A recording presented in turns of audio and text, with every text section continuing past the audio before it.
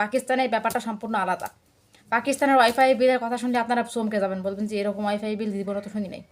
মানে এরকম ওয়াইফাই বিল জীবনে যদি আপনারা শুনে থাকেন, আপনারা আমাকে জানাবেন যে এরকম ওয়াইফাই বিল আসে কিনা বিদ্যুৎ বিলের মতো। ওয়াইফাই বিল তো মাসিক আমরা পেড করি, কিন্তু পাকিস্তানের সিস্টেমটা মানে টোটাল দুনিয়া থেকে আলাদা। পুরো দুনিয়া আমি এরকম দেখিনি কোথাও।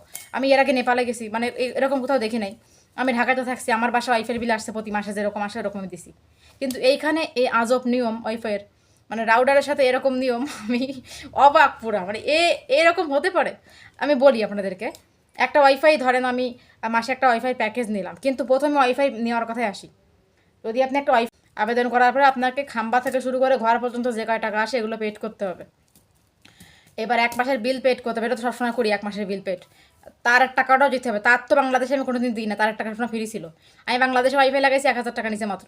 প্রতি মাসের বিল 1,000 টাকা, অ্যাডভান্স 1,000 টাকা দিতাম, আর লাগানোর জন্য 200-300 টাকা দিতাম। কিন্তু এখানে তোমার কি তারের টাকাও দেওয়া লাগে।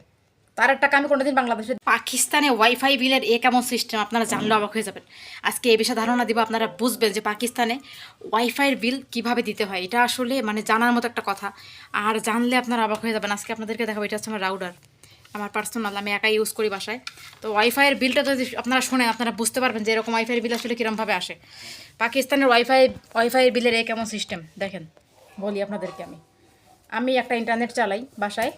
তো ইন্টারনেট বিভিন্ন প্যাকেজের এখানে আছে, বিভিন্ন দামের আছে। তো এখানে 2,500 থেকে শুরু করে 6,000 টাকা, 7,000 টাকা, 10,000 টাকা অবধি আছে একটা নেটের বিল। আমি ফ্যানটা চালাইনি, কারণ ফ্যান চালালে ভয়েস যাবে না, এই জন্য আমি হাতে পাখা নিলাম। কারেন্ট অবশ্যই আছে আমার। হ্যাঁ, যাই হোক, তো কথা হচ্ছে যে পাকিস্তানে ওয়াইফাই বিলের সিস্টেমটা শুনে আপনারা পাগল হয়ে যাবেন শুনলে। আমি একটা শেয়ার করি। একটা জিনিস ভেবে দেখেন, আমরা ওয়াইফাই বিল বাংলাদেশে কেমন দিই। বাংলাদেশে ওয়াইফাই বিল দিল হচ্ছে মাসে মাসে, কারো 1,000 টাকা, কারো 500 টাকা, যে যেরকম ইয়ার নেয়। তো কারো 500, কারো 1,000, এক এক ধরনের বিলে আসে ওয়াইফাই বিল। কিন্তু পাকিস্তানের ব্যাপারটা সম্পূর্ণ আলাদা। পাকিস্তানের ওয়াইফাই বিলের কথা শুনলে আপনারা চমকে যাবেন, বলবেন যে এরকম ওয়াইফাই বিল জীবনে তো শুনি নাই। মানে এরকম ওয়াইফাই বিল জীবনে যদি আপনারা শুনে থাকেন, আপনারা আমাকে জানাবেন যে এরকম ওয়াইফাই বিল আসে কিনা বিদ্যুৎ বিলের মতো।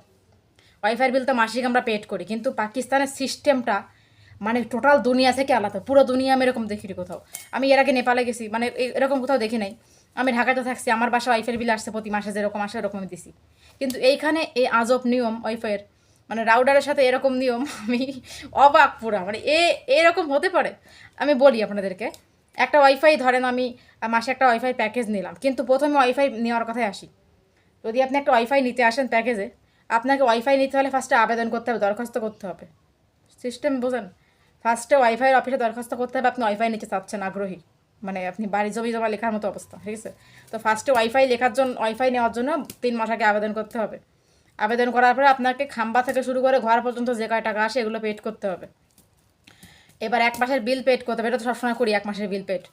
তার টাকাটাও দিতে হবে। তার তো বাংলাদেশে আমি কোনোদিন দিই না, তার টাকা সবসময় ফ্রি ছিল। আমি বাংলাদেশে ওয়াইফাই লাগাইছি 1,000 টাকা নিচে মাত্র। প্রতি মাসের বিল 1,000 টাকা, অ্যাডভান্স 1,000 টাকা দিতাম, আর লাগানোর জন্য 200-300 টাকা দিতাম। কিন্তু এখানে তোমার কি তারের টাকাও দেওয়া লাগে। তারের টাকা আমি কোনোদিন বাংলাদেশে দিই নি, এখানে দেওয়া লাগে। তারের টাকা নিতে হবে। এবার বিলের কথা শুনলে অবাক হয়ে যাবেন। শোনেন বিলের কথা।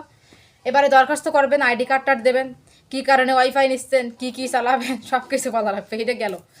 এইবার আমরা যখন ওয়াইফাই নিচ্ছি, আমরা এরকম করছি, অফিসে ফোন করা লাগবে। মেন অফিসে ফোন করতে হয়। আমাদের যেরকম ওয়াইফাই কীরকম হয়, এলাকার যে সার্ভিস হোল্ডার তাকে ফোন করলে সে চলে আসে, এখানে সেরকম না, মেন অফিসে ফোন করতে হবে। যেমন বিদ্যুৎ বিলের মেন অফিস আছে ঢাকা পর্যন্ত, এখানে ফোন করতে হবে কাস্টমার কেয়ারে। হ্যাঁ, কাস্টমার কেয়ার, রাইট, কাস্টমার কেয়ারে ফোন করতে হবে। কাস্টমার কেয়ারে ফোন করে এখান থেকে সব কিছু জানতে হবে, ঠিক আছে? এবার আপনি ওয়াইফাইটা নিলেন, ধরেন সব কিছু আবেদন করার পরে, যদি তারা আপনাকে মনে করে যে আপনাকে ওয়াইফাই দেওয়া লাগবে, তাহলে দেবে। যদি মনে করে না দেওয়া যাবে না, তাহলে আপনারা দেবে না, ঠিক আছে? যদি মনে করে যে আপনি ভালো কাজে ব্যয় করতেছেন, তাহলে দেবে। যদি আপনি উল্টোপাল্টা কাজ করেন, রাজনৈতিক আলোচনা আমার সামনে, তাহলে দেবে না। রাজনৈতিক কিছু আপলোড করেন, তাহলে দেবে না। ভালো কাজে যদি ব্যয় করেন ওয়াইফাই, তাহলে দেবে।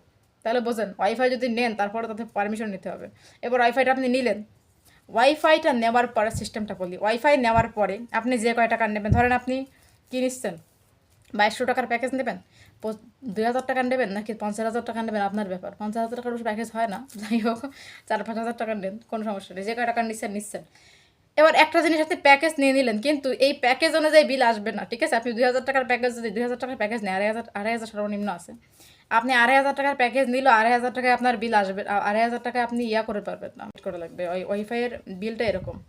আপনার ওয়াইফাই আবার জরিমানার একটা সিস্টেম আছে। টাকা যদি লেট করে দাও, তাহলে আপনাকে জরিমানা পোহাইতে হবে। আবার আর একটা সিস্টেম বলি, যদি আপনি ওয়াইফাই ধরেন আমাদের বাংলাদেশে ধরেন কি সিস্টেম, 1 মাস ধরেন বিল না দিলাম, ওয়াইফাইলাকে ফোন করে বললাম ভাই এই বাসায় যেতে পারছি না, পরের বাসা 2 টাকা। আমি এরকমও করছি, আমি 3 মাসের বিলও একবারে দিছি, 3,000 টাকা 3 মাসে একবারে দিছি, কোনো সমস্যা হয় নাই। আমি বলছি যে ভাই 3 মাস পরে নিয়ে, আমি গ্রামে আসি তো এসে আপনারা দিব, তো সমস্যা নেই কোনো।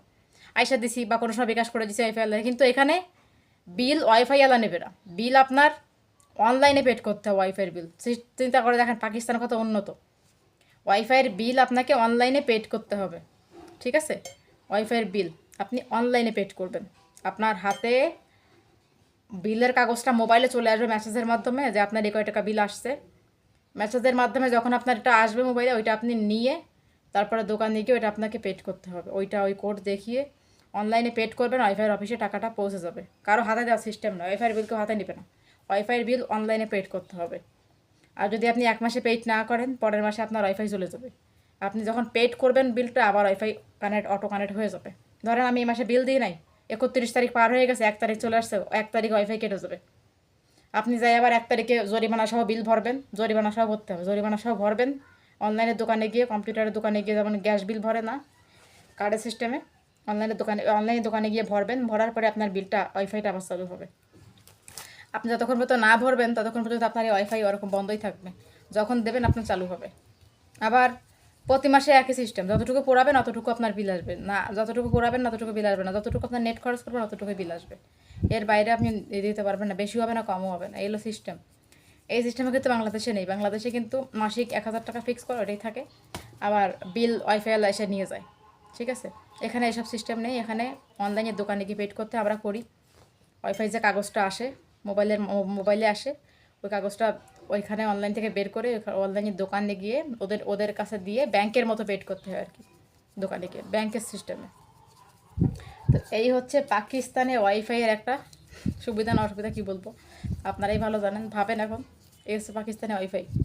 তো এই দিকটা কেমন লাগে জানি না, আমার কাছে এই দিকটা ভালো লাগে না, কারণ এই 1 তারিখে যদি বিল দিতে দেরি হয় বন্ধ হয়ে যায় ওয়াইফাইটা, বন্ধ হয়ে যায়, আবার দেওয়ার পরে আবার চালু হয়। তারপরে এখানকার নেটও, আমাদের এখানে নেট স্লো, অবশ্য শহরের দিকে নেট ফাস্ট, আমাদের এখানে স্লো। তো এই হচ্ছে হিসাব কিতাব, সব মিলাই আছে ভাই। জানলেন নতুন জিনিস পাকিস্তানের ওয়াইফাইয়ের, ভাবেন কেমন লাগে, কমেন্ট করে জানাবেন কেমন লাগে। ধন্যবাদ।